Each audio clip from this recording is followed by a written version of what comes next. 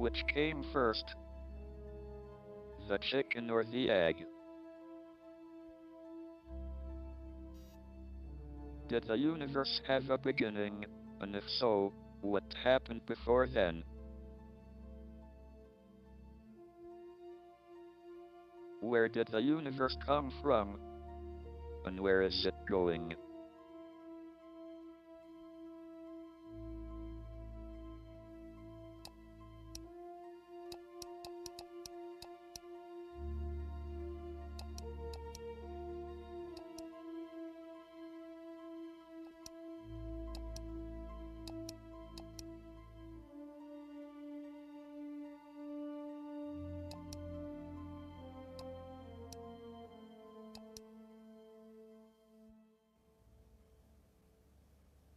Luck, well, we have been very lucky.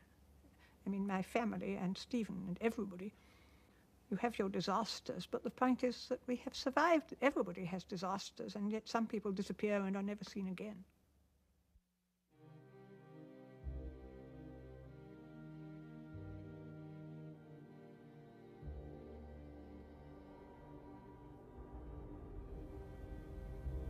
Flying bombs were very alarming. They came buzzing over, and then they would cut out. And when you heard the bang, you knew it wasn't you, so you went back to your meal or whatever. But one did fall quite close to our house, and it blew the back windows out so that the glass was sticking dagger points all out of the opposite wall. When Stephen was born, we decided he'd better be born in Oxford. So while I was staying in the hospital, I went to Blackwell's in Oxford and I bought an astronomical atlas. One of my sisters-in-law said, "This is a very prophetic thing for you to have done."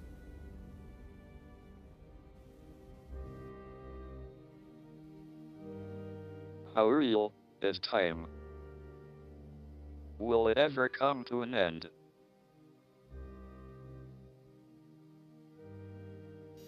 Where does the difference between the past and the future come from?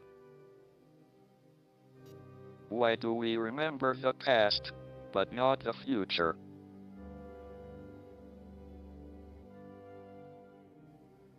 I can remember the day when we travelled through London and the blackout was over.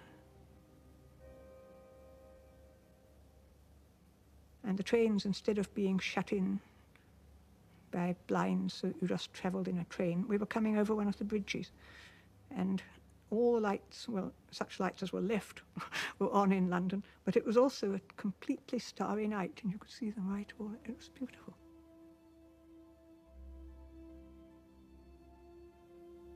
I remember we all used to lie on the grass, looking straight up through the telescope and seeing the wonders of the stars.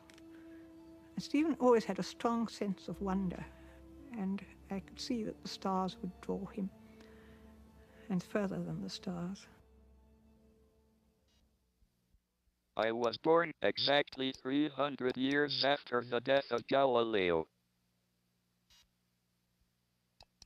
I estimate that about 200,000 other babies were also born that day.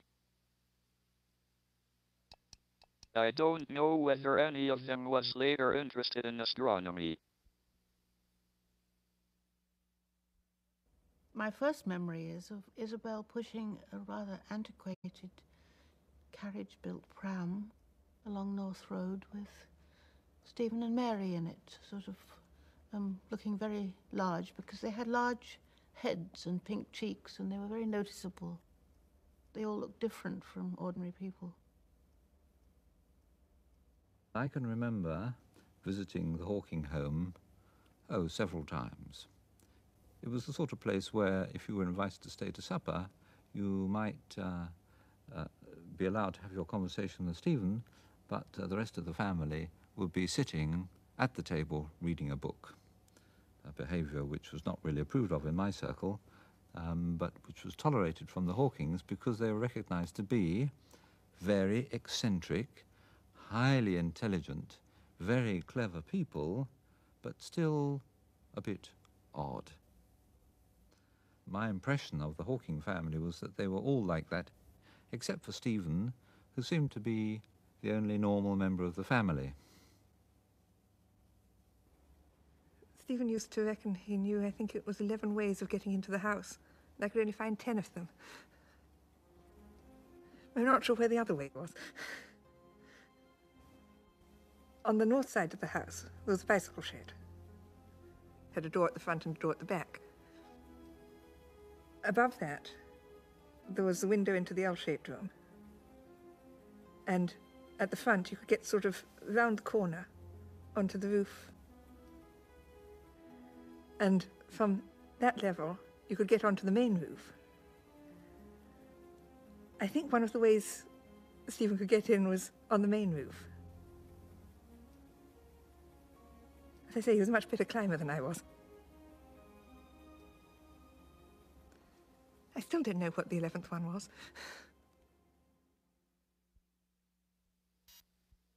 Before the 20th century, it was thought that the universe had existed forever, or had been created at some time in the past, more or less as we observe it today. People found comfort in the thought that even though they may grow old and die, the universe was eternal and unchanging. I gave up playing games with Stephen, when he was ill that time, when he was about 12, because he started taking games terribly seriously. We had Monopoly. And first of all, the Monopoly board sprang railways going across it to add to the complications. And then Monopoly just wasn't adaptable enough. It ended up with a fearful game called Dynasty, which, as far as I can make out, because I say I never played it, went on forever because there's no way of ending it. It was almost a substitute for living, as far as I could make out. It took hours, hours and hours. I thought it was a perfectly terrible game. I couldn't imagine anyone getting taken up with that. But well, Stephen always had a very complicated mind, and I felt as much as anything, it was the complication of it that appealed to him. When I was in high school, I learned that light from distant galaxies was shifted to the red. This meant that they were moving away from us, and that the universe was expanding.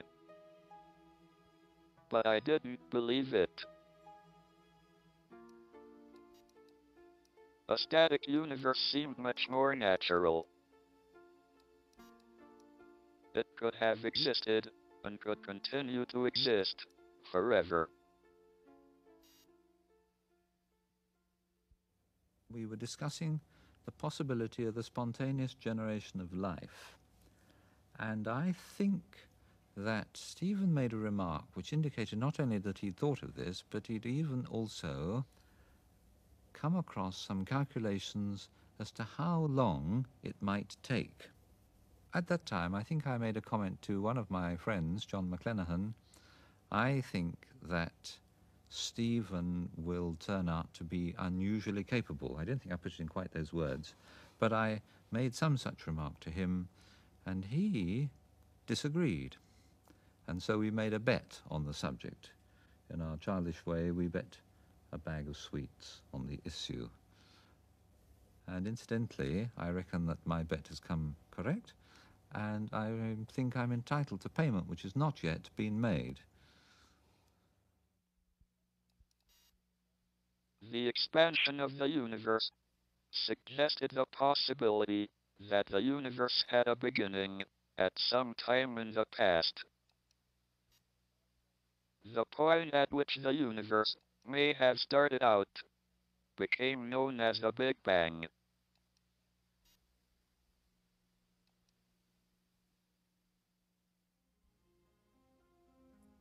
The first year he was at St Albans School, he came, I think, third from the bottom. So I said, well, Stephen, do you really have to be as far down as that? And he said, well, a lot of other people didn't do much better. He was quite unconcerned. somehow he was always recognized as being very bright. And in fact, they gave him the Divinity Prize one year. That was not surprising, because his father used to read him Bible stories from a very early age, and he knew them all very well. And he was quite well versed in religious things, although I don't think he makes a very great deal of practice of it now. Everybody used to argue theology. That's a good, safe subject. You don't need any facts or distracting things like that. If you go in for arguing, debating, you can quite happily debate about anything, including theology and the existence or otherwise of God. And then someone gets bored, or Journey into Space comes on, or something like that. The argument breaks up. In an unchanging universe, one can imagine that God created the universe at literally any time in the past.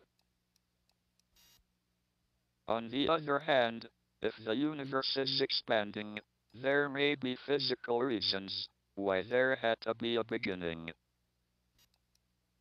An expanding universe does not preclude a creator, but it does place limits on when he might have carried out his job.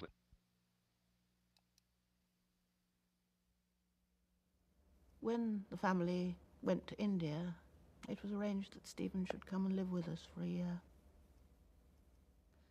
He decided it would be nice that we should have Scottish dancing in the evening. Now, mind you, this was quite an ordinary house, but we had rather a lot of room and a large hall.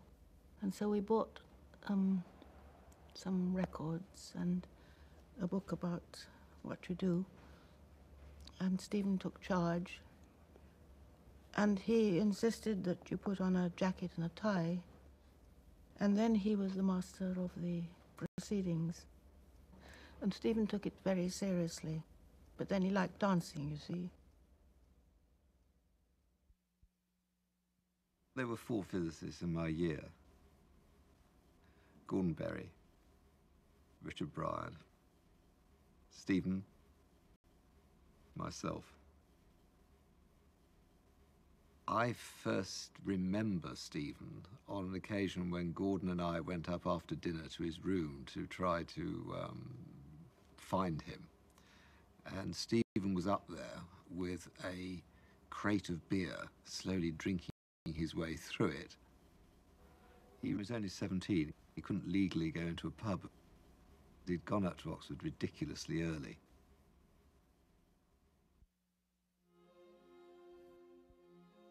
We used to have what we call a gathering net. We used to organise a beer party and various things like that to gather all these collar as many freshmen as we could get, you see, to get them to join the boat club. And that's how we collected him, you see.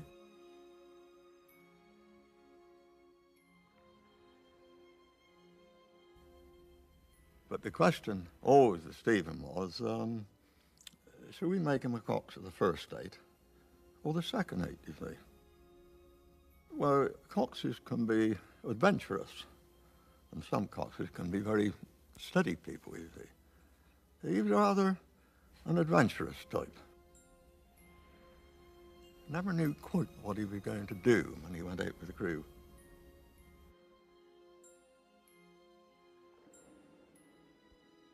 I think he used to bring his work down with him into the boat sometimes, you know. The sort of thinking gear was going on different levels.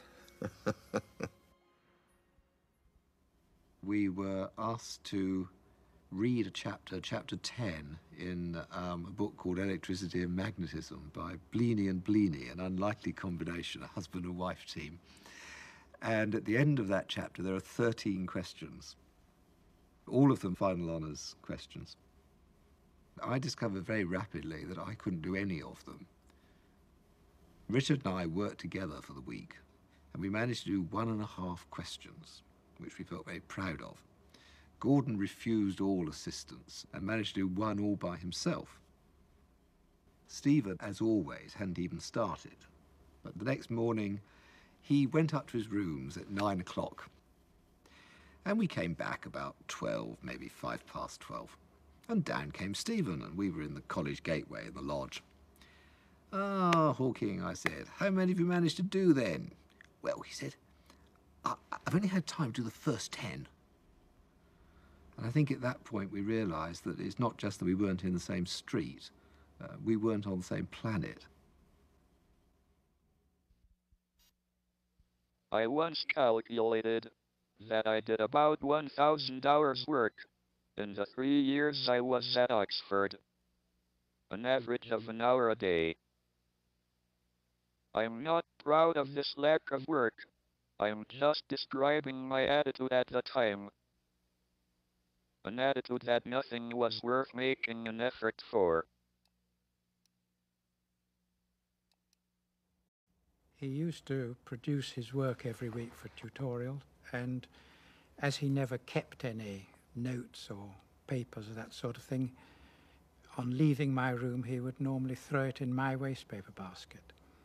And when he was with other undergraduates at a tutorial and they saw this happen, they were absolutely horrified because they thought he did this work in probably half an hour. And if they could have done it in a year, they wouldn't have thrown it in the wastepaper basket, they would have put it in a frame up on their walls. Because of my lack of work, I had planned to get through the final exam by doing problems in theoretical physics and avoiding any questions that required factual knowledge. I didn't do very well.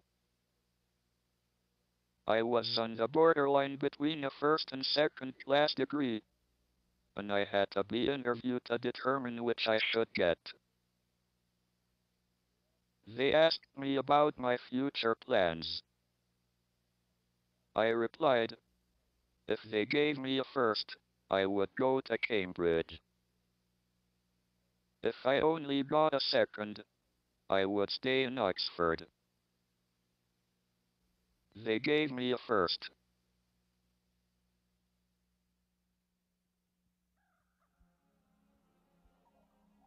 I drove Stephen and his young brother out to Woburn Park, and he climbed a tree. He was testing himself out, I think. I didn't realize.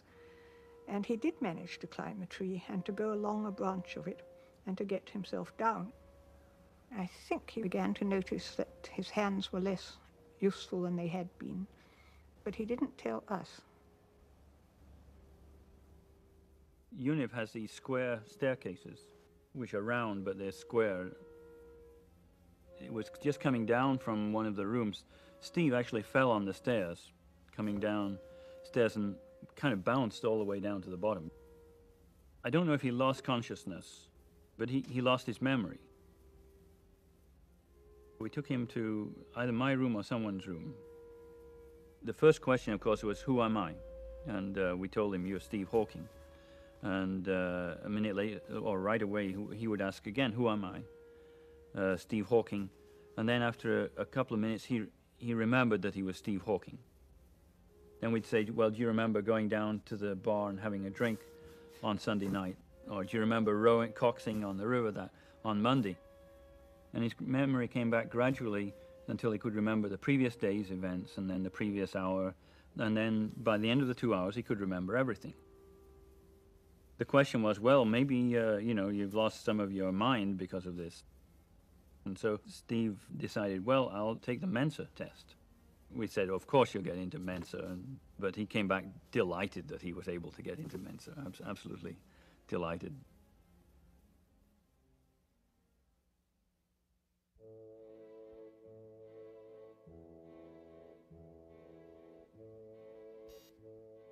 I felt that there were two areas of theoretical physics I might study at Cambridge. One was cosmology, the study of the very large. The other was elementary particles, the study of the very small.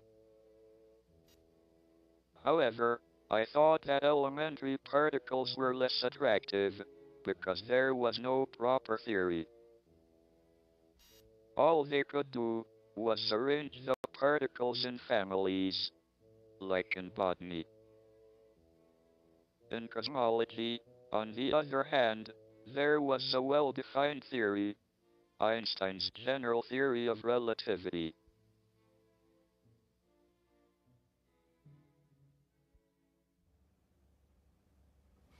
It was a very cold year, and the ice on Verulamium Pond was frozen there, and we all went skating. And Stephen managed to skate fairly well, but then he and I were close together. He wasn't skating in a very advanced way, but nor was I, if it comes to that. He fell, and he couldn't get up. So I took him to a cafe to warm up, and he told me then all about it. And it was diagnosed. I insisted on going to see his doctor because it seemed to me, however long you're going to live, there's probably something someone can do about it, at least anyhow to make things easier for people. And I won't mention the doctor's name, but I got to see him at the London clinic. And he was rather surprised that I should bother to come round to see him. I mean, after all, I was only Stephen's mother. So he said, he was quite nice. I mean, he agreed to see me in a rather grand way. And he said, yes, it's all very sad. I mean, brilliant young man, cut off in the prime of his youth, as it were. But of course, I said, well, what can we do? You see, well, what can we do to sort of, can we get physiotherapy? Can we get anything like that will help in any way? I said, well, actually, no. There's nothing you can do, really, more or less. That's it. Shortly after my 21st birthday, I went into hospital for tests. They took a muscle sample from my arm, stuck electrodes into me, and injected some radio-opaque fluid into my spine, and watched it going up and down with X-rays as they tilted the bed. I was diagnosed as having ALS, amyotrophic lateral sclerosis, or motor neuron disease, as it is also known. The doctors could offer no cure, and gave me 2.5 years to live.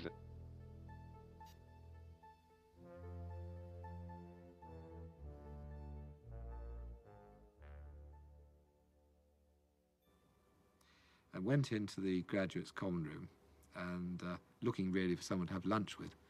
And there was nobody around that I particularly wished to have lunch with. And then, lo and behold, Stephen walked through the door. I don't know what he was doing in Oxford either. I've certainly forgotten now.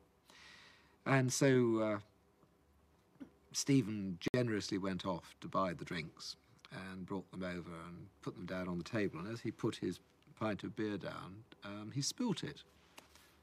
And I sort of said genially, oh, heavens, drinking at this time of day. And he then told me that he'd been in Addenbrooke's for 3 weeks, and they'd done a whole series of tests, and they'd decided what was wrong with him. And he told me very straight and flat that he was gradually going to lose the use of his body, that eventually only his heart and his lungs would still be operating, and his brain. And that they told him that eventually he would essentially have the body of a cabbage, but his mind would still be in perfect working order, and he would be unable to communicate with the rest of the world. My dreams at that time were rather disturbed. Before my condition had been diagnosed, I had been very bored with life. There had not seemed to be anything worth doing. But shortly after I came out of hospital, I dreamt that I was going to be executed.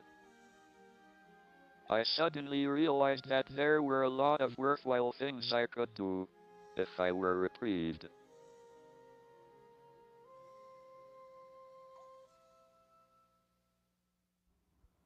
I knew perfectly well that he had no faith. And to me, that made it the more difficult, because you must ask yourself, why me? Why this? Why now? But he just totally, flatly accepted that this was what was going to happen to him. And as far as I can gather, at that point, he started to do some work. At first, there did not seem much point in working at my research, because I didn't expect to live long enough to finish my PhD. However, as time went by, the disease seemed to slow down. I began to understand general relativity and make progress with my work. But what really made a difference was, I got engaged to a girl called Jane Wilde. This gave me something to live for, but it also meant that I had to get a job if we were to get married. Stephen was already ill. Jane knew it. And it was another instance of Stephen's luck, you know, meeting the right person at the right time. Because Stephen was very, very badly depressed. And he wasn't really very much inclined to go on with his work. I mean, he'd been told he'd only got 2.5 years. What can you do in that time? But meeting Jane really put him on his mettle. And he started to work. I wanted to understand how the universe began. Einstein's theory of general relativity showed that the universe was expanding. But there was no answer to the crucial question, must there have been a Big Bang, a beginning to time? Then, in my 3rd year at Cambridge, Roger Penrose made his discovery about the death of stars. I remember talking to this friend, Ivor Robinson, and we were having some very animated conversation. And then we had to cross a road. And as we crossed the road, of course, the conversation stopped. And then we got to the other side. Well, evidently, I had some idea in crossing the road, but then the conversation started up, and it got completely blotted out of my mind. And it was only later, after my friends had gone home, I began to have this strange feeling of elation, feeling wonderful. And I couldn't figure out why on earth I should feel like that. So I went back over the day thinking all possible things which might have contributed to such a feeling. And then gradually I unearthed this thought which I'd had while crossing the street. Penrose announced this result, that when stars collapse indefinitely, they will become singular, as long as some very broad conditions are satisfied that everybody would have regarded as reasonable. And I remember Stephen Hawking, who was then approaching his 3rd year as a research student, saying, what very interesting results. I wonder whether they could be adapted to understanding the origin of the universe. And what he had in mind, you see, was that if just mentally you reverse the sense of time, you can think of the expanding universe as a collapsing system. It's a bit like a giant, very giant star collapsing. Roger Penrose proved that a dying star, collapsing under its own gravity, eventually shrinks to a singularity, a point of infinite density and 0 size. I realized that if I reversed the direction of time so that the collapse became an expansion, I could prove that the universe had a beginning. But my proof, based on Einstein's theory of general relativity, also showed that we cannot understand how the universe began, because it showed that all scientific theories, including general relativity itself, break down at the beginning of the universe.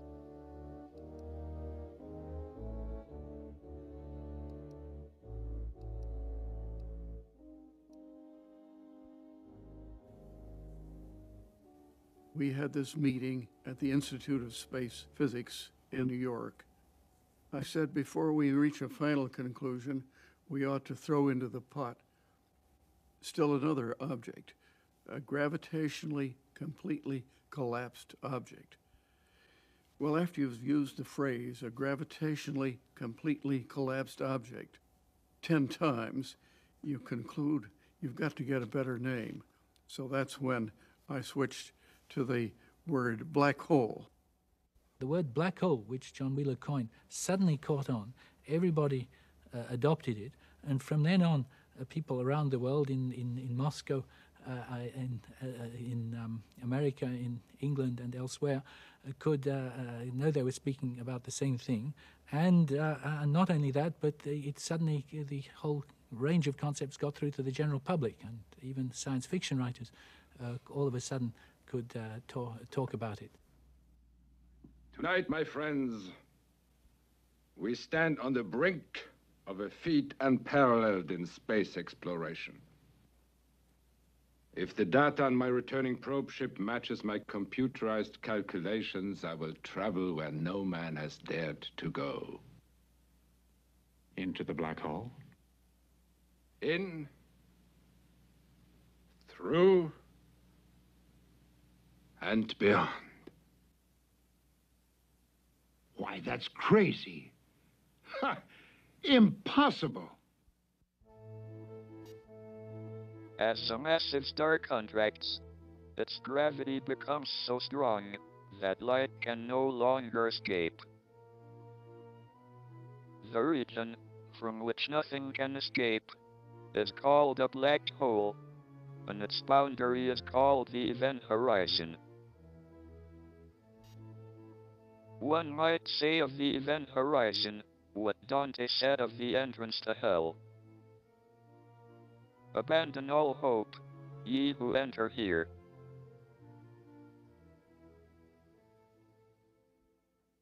I was once asked to actually be an adjudicator on an essay of which the subject was how to fall through a black hole and live.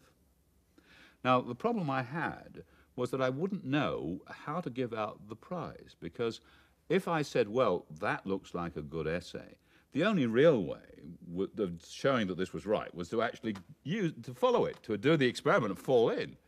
But then, having fallen in, I would assume taking the person who wrote the essay with you, the question would be, how do you tell the rest of the world? Do you take the prize in with you that you give to them? And what do they do with it when they get to the center? Believe me, I've been waiting a long time for someone like you to record this moment. Thank you, Doctor. Then I'm ready. Ready to embark on man's greatest journey. Certainly his riskiest. The risk is incidental compared to the possibility to possess the great truth of the unknown. There, long-cherished laws of nature simply do not apply. They vanish. And life? Life? Life forever.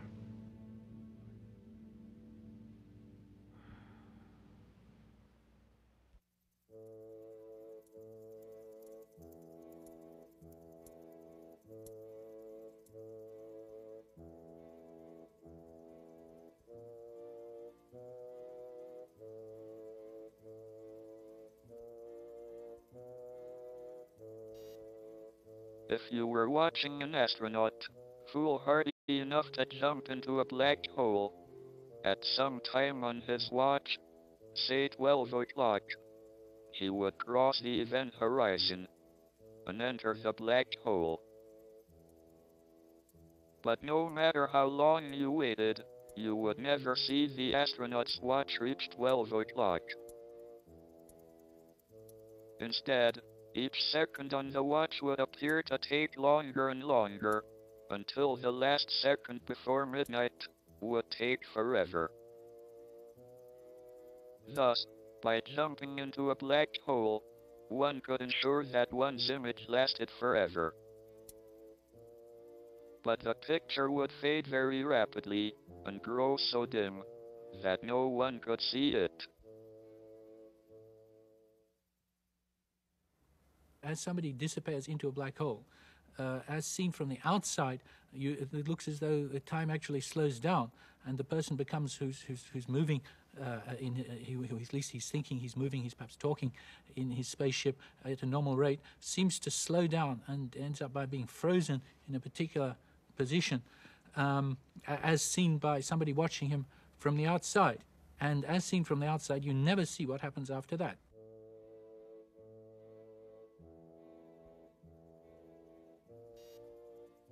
The astronaut wouldn't notice anything special when his watch reached midnight, and he crossed the event horizon into the black hole. Until, of course, he approached the singularity and was crushed into spaghetti.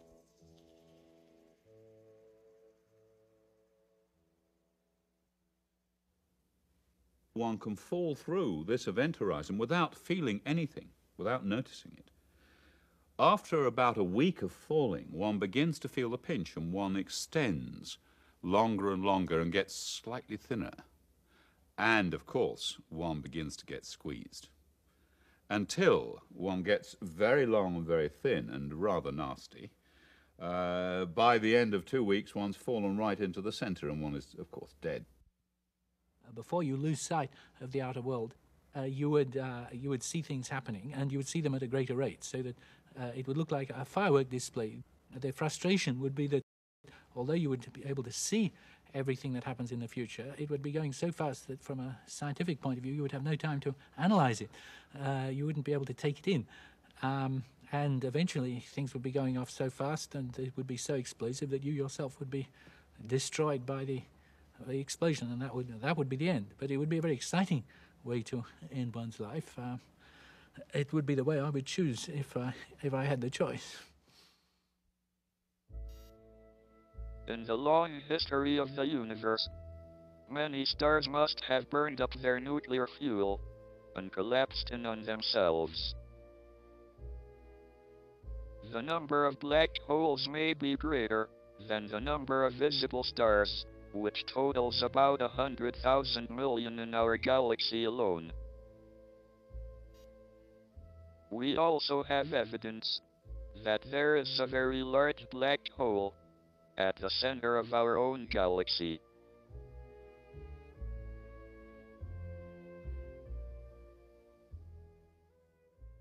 Friends ask me, well, if a black hole is black, how can you see it? And I say, have you ever been to a ball? Have you ever watched the young men dressed in their black evening tuxedos and the girls in their white dresses whirling around, held in each other's arms, and the lights turned low, and all you can see is the girls? Well, the girl is the ordinary star, and the boy is the black hole. You can't see the black hole any more than you can see the boy. But the girl going around gives you convincing evidence there must be something there holding her in orbit. One evening, shortly after the birth of my daughter, Lucy, I started to think about black holes as I was getting into bed. My disability makes this rather a slow process, so I had plenty of time. Suddenly, I realized that the area of the event horizon must always increase with time. The increase in the area of the event horizon was very reminiscent of a quantity called entropy, which measures the degree of disorder of a system. It is a matter of common experience that disorder tends to increase with time if things are left to themselves. Jacob Bekenstein came into the office one day. Jacob, I said, it always troubles me when I put a hot teacup next to a cold teacup. I've increased, by letting heat flow from one to the other, the amount of disorder in the universe. But Jacob, if a black hole swims by and I drop both teacups into this, I've concealed the evidence of my crime, have I not? Bekenstein's a man of great integrity, and he looked troubled, and he came back to me later, and he said, "No, you have not concealed the evidence of your crime. The black hole records what's happened to you." Stephen Hawking read the paper in which Bekenstein announced this result, thought it was preposterous, and decided to prove it was wrong. My discoveries led Jacob Bekenstein to suggest that the area of the event horizon actually was the entropy of a black hole. But there was one fatal flaw in Bekenstein's idea. If black holes have an entropy, they ought to have a temperature. And if they have a temperature, they ought to give off radiation. But how could they give off radiation if nothing can escape from a black hole? As it turned out, Bekenstein was basically correct, though in a manner far more surprising than he, or anyone else, had expected.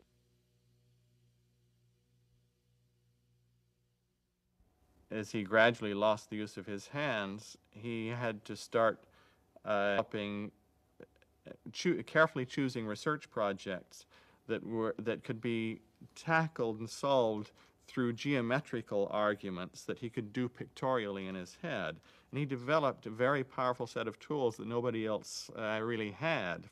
So in some sense, when you lose one set of tools, you may develop other tools, but the new tools are amenable to different kinds of problems than the old tools. And if you're the only master in the world of these new tools, that means certain kinds of problems you can solve and nobody else can.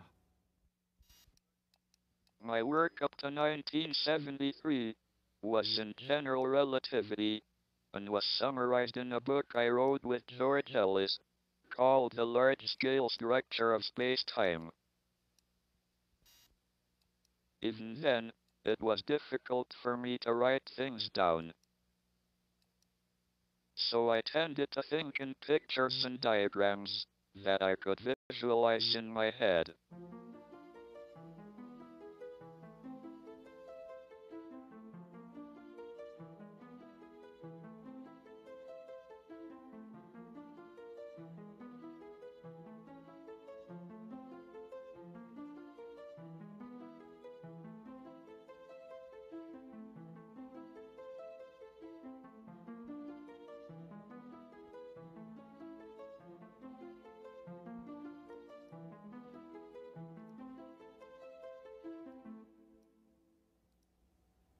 I remember visiting Stephen and Jane at their home in Cambridge. After supper in the evening, when it was time for Stephen to go to bed, Jane insisted, and Stephen acquiesced, I guess this was standard, that Stephen make his way up. I've forgotten whether it was one flight of stairs or two alone, and this was a period when he could no longer walk.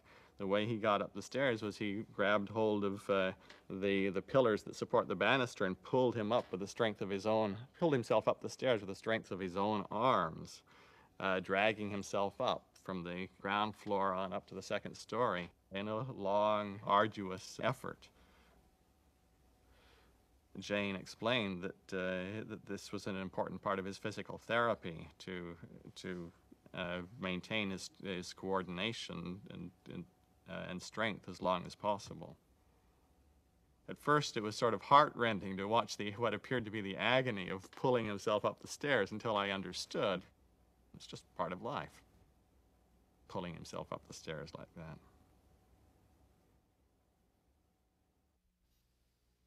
General relativity is what is called a classical theory.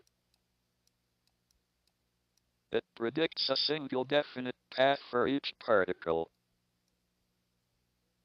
But according to quantum mechanics, there is an element of chance or uncertainty. A particle does not have just a single path through space and time. Instead, there is an uncertainty principle, according to which both the exact position and velocity of a particle can never be known.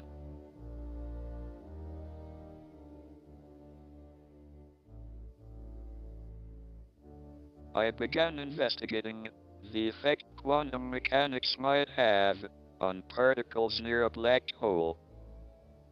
I found that particles could escape from a black hole, that black holes are not completely black.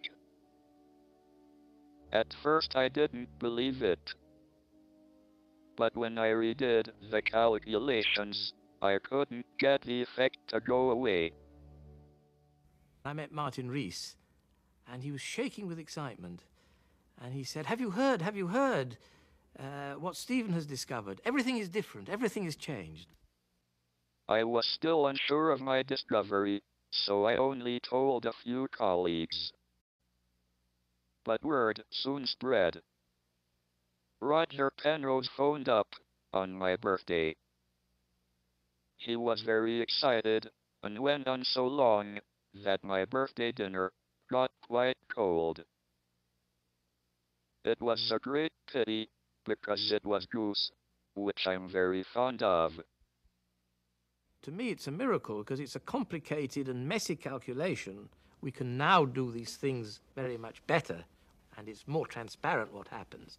But out of this messy calculation, he showed that black holes aren't black with this quantum mechanical effect. There was a residual radiation. Stephen came to a meeting, and people were flabbergasted. I remember someone getting up and saying, "You must be wrong, Stephen. I don't believe a word of it." I once said that I was unhappy with the explanation given in terms of negative energy particles being created. But I feel this is part of the controversy of science. You must have the give and take, and I'm delighted to be able to be part of that. I mean, that's what makes it fun. You know, if you all sat down and said, "Oh, lovely," when you do have niggling questions in your minds, that's not doing a service to science. But I was not antagonistic to it in any way, except for that one time when I questioned. I finally convinced myself that black holes radiate when I found a mechanism through which this could happen. According to quantum mechanics, space is filled with virtual particles and antiparticles that are constantly materializing in pairs, separating, coming together again, and annihilating each other. In the presence of a black hole, one member of a pair of virtual particles may fall into the hole, leaving the other member without a partner with which to annihilate. The forsaken particle appears to be radiation emitted by the black hole. And so, black holes are not eternal. They evaporate away at an increasing rate until they vanish in a gigantic explosion. Quantum mechanics has allowed particles and radiation to escape from the ultimate prison, a black hole. Einstein never accepted quantum mechanics because of its element of chance and uncertainty. He said, "God does not play dice." It seems that Einstein was doubly wrong. The quantum effects of black holes suggest that not only does God play dice, he sometimes throws them where they cannot be seen. He says himself that he wouldn't have got where he is if he hadn't been ill. And I think that's quite possible, because it's like Johnson said, you know, knowledge that you're to be hanged in the morning concentrates the mind wonderfully. And he has concentrated on this in a way that I don't think he would have done, because he always took a great interest in a lot of things in life. And I don't know that he'd have applied himself quite the same way if he'd been able to get around as he used to do. So in a way, no, I can't think anyone's lucky having an illness like that even so. But it's less bad luck for him than it would be for some people, if you see what I mean. because he can so much live in his head. When I lived with the Hawking family, I would usually get up around 7:15 or 7:30 and take a shower and then read my Bible some in the morning and pray. And then I would go down at 8:15 to get Stephen up. And then at breakfast, I would often tell him what I'd been reading in the Bible, hoping that, you know, maybe this would eventually have some influence.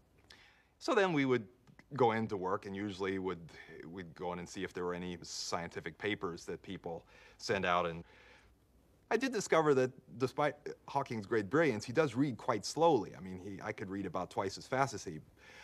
But of course, the point is, he would have to read to remember it, because it would be very difficult for him to go back and access the thing. Whereas I could skim the paper rather quickly and say, is there something interesting in this? If I wanted to work on it, I could pick the thing up and look at it. Black hole radiation has shown us that gravitational collapse is not as final as we once thought. If an astronaut falls into a black hole, he will be returned to the rest of the universe in the form of radiation. Thus, in a sense, the astronaut will be recycled. However, it would be a poor sort of immortality, because any personal concept of time would come to an end as he is torn apart inside the black hole. All that would survive would be his mass or energy.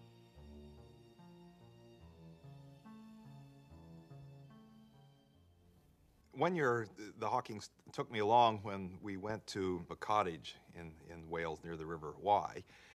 And this cottage was up a hill, and there was a bit of a paved little sidewalk that went up to the cottage, which I had not been up, and of course I wanted to do it in the least number of trips that I could imagine. So we put Stephen's batteries under his chair. I mean, his wheelchair has space for batteries, and put extra batteries under there, which Stephen didn't realize he had, that I'd put under there, so he didn't realize this wheelchair was as heavily laden as possible. So Stephen got quite a bit ahead of me, and then he was turning the corner to go around to his house, but that was on a slope, and so I looked up and I noticed Stephen's wheelchair was slowly tipping backward, and of course I was about 10 meters away. Tried to run up there, but I was not able to get there nearly rapidly enough before he toppled over backward into the bushes. And so it was a bit of a shocking sight to see this master of gravity getting overcome by the weak gravitational force of Earth. One of the worst things for me would be having people there all the time, never alone. I mean, I couldn't bear that. And yet he finds things funny, and he enjoys life, and he goes dashing about all over the place. And I think this is tremendous. But it's a sort of courage that I haven't got, and his father hadn't got it. And we cannot but admire it, but wonder how on earth he got it, really. There must have been 50 people there. And I was standing off in a corner, sort of watching quietly for a few minutes, relaxing. And Stephen was over there not far from me. Jane walked over to Stephen and looked at him, and he was sitting there with his head in his lap, like only Stephen can put his head in his lap. And Jane said to Stephen, "You look miserable, Stephen. Sit up straight. Some of your guests don't understand that you're sitting there thinking about physics and having a wonderful time. It looks like you're in pain. Sit up straight and go talk to your guests." In 1979, I was elected Lucasian Professor of Mathematics. This is the same chair once held by Isaac Newton. They have a big book, which every university teaching officer is supposed to sign. After I had been Lucasian Professor for about a year, they realized I had never signed. So they brought the book to my office, and I signed with some difficulty. That was the last time I signed my name.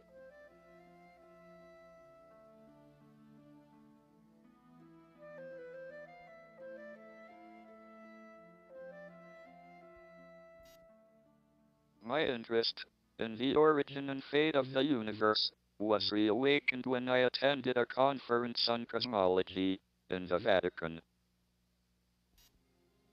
Afterwards, we were granted an audience with the Pope.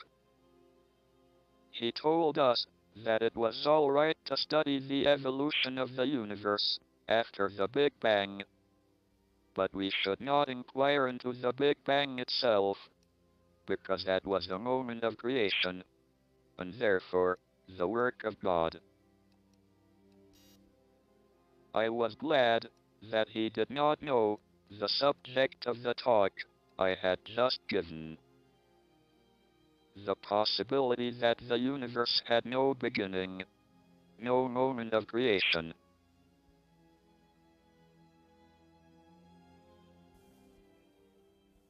There were theories in the early 70s, in fact the first type of creation theories, where the people concerned started off with a fixed external space and time, which, as it were, for eternity was empty. And then suddenly, for some unknown reason, the universe nucleates at a particular point, and then bang, it blows apart. But the trouble is that when space and time appear in the classical theory, that actual point itself is a singular point in the mathematics. Mathematics breaks down, and so you cannot in fact use that to give you a creation theory. If one goes back in time, one comes to the Big Bang singularity, where the laws of physics break down. But there's another direction of time that one can go in, which avoids the singularity.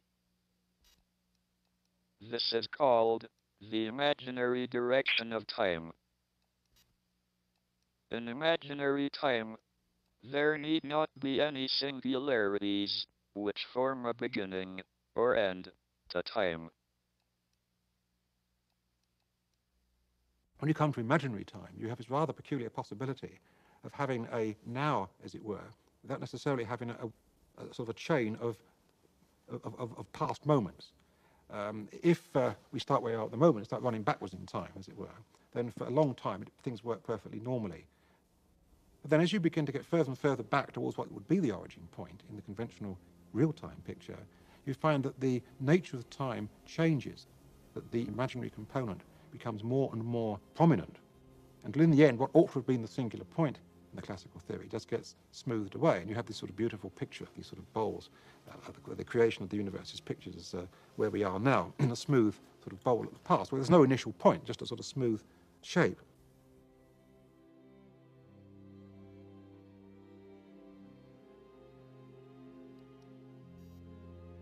So long as the universe had a beginning, we could suppose it had a creator.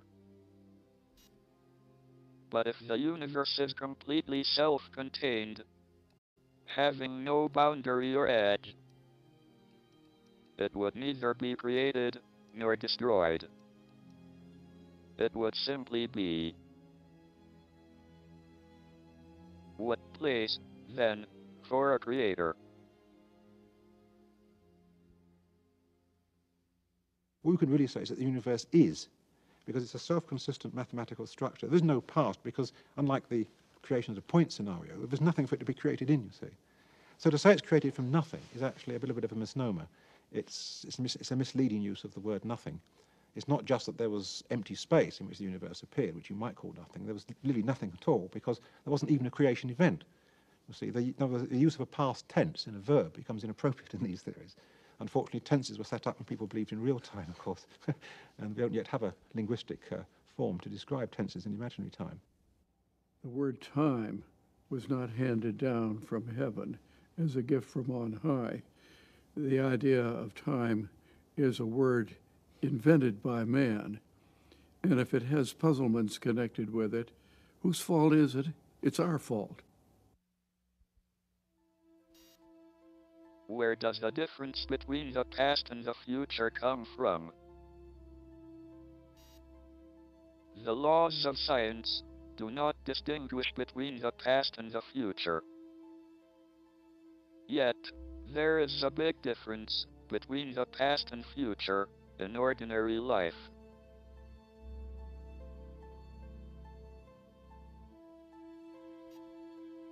You may see a cup of tea fall off a table and break into pieces on the floor, but you will never see the cup gather itself back together and jump back on the table. The increase of disorder, or entropy, is what distinguishes the past from the future, giving a direction to time.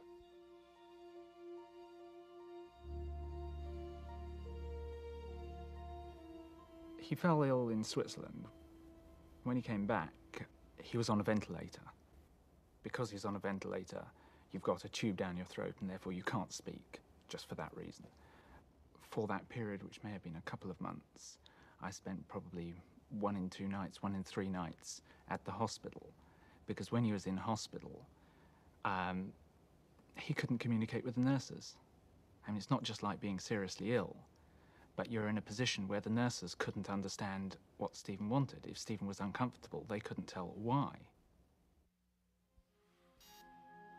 Before I caught pneumonia, my speech had been getting more slurred, so that only a few people who knew me well could understand me. But at least I could communicate. I wrote scientific papers by dictating to a secretary, and I gave seminars through an interpreter. And then, a tracheostomy operation removed my ability to speak altogether.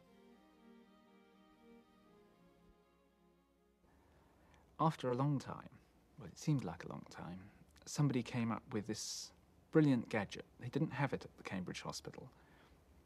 They got it from somewhere in London. This was high technology, how you can communicate with a person with no voice. It's a plastic piece of perspex about so big, and you've got the letters of the alphabet arranged like that and a hole in the middle. And you hold it up between you and the other person, and they look at a letter, and you can see, of course, which letter they're looking at most of the time. Sometimes you can't quite be sure. And so you get the patient to spell out what they wanted. You know, so each letter, they have to look to pick out the A, and you say A, you get it right. It's like a guessing game.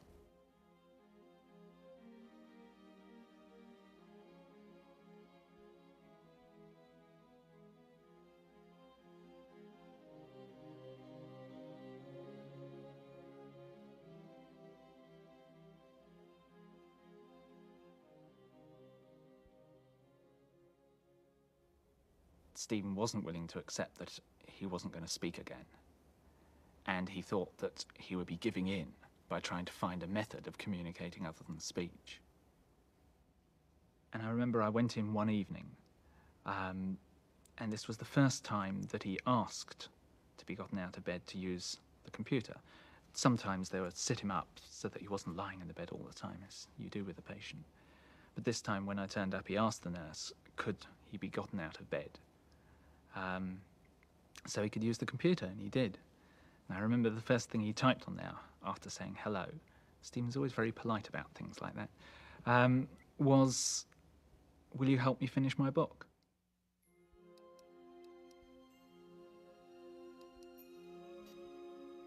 A computer expert in California heard of my plight and sent me a computer program called Equalizer. This allowed me to select words from a series of menus on a screen by pressing a switch in my hand. These words could then be sent to a speech synthesizer attached to my wheelchair.